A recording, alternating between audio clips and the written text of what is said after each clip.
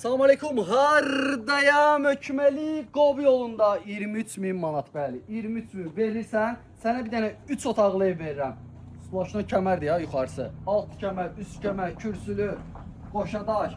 Yəni belə bir şey bu qiymətə olmamışdır. Bir də nə iş qalıb? Abo işi.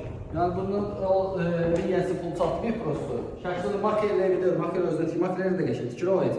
Prosto makel evi deyil də, yəni özünə tikdiyi evdir. Prosto pulunu deyil, çatdıra bilmədi, bu vəziyyətdə satıram. Bu vəziyyətdə deyəndə ki, burada abo işi qalıb, qapıları qalıb, hamam tuvaletin aferinə qədər vurur verir. Yolun oluyor ki, böyle işler var, böyle olanı görüp verəcəm. Burada da bir dənə yataq otaqdır, ölçülər yaxşıdır, yəni hər tərəfindən kəmər gedir. Qoşa, daşlı, kombi xətlərinə qədər atılır. Baxın, kombi xətlərinə qədər atılır. Əsas işlər, pul aparan işlər gedir. Bundan sonra xırdalar iş qalır, 3.000 iş qalır. Burada da bir dənə yataq otaqdır, bunun da ölçüsü yaxşıdır.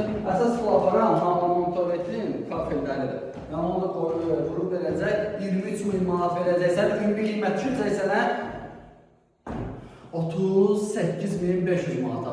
Nəqdən al, 36.500 manata. Burada hər şey var yaşayış üçün, qaz, işıq, su, kanalizasiya, hər bir şey var yəni. Hökməli qov yolundan qalxdın, polis bölməsini keçən kimi evi görəcəksən, əladə yerdədir, qiymətli əladır. Nə verərlər bu qiymət? Heç nə, sağ olun, var olun.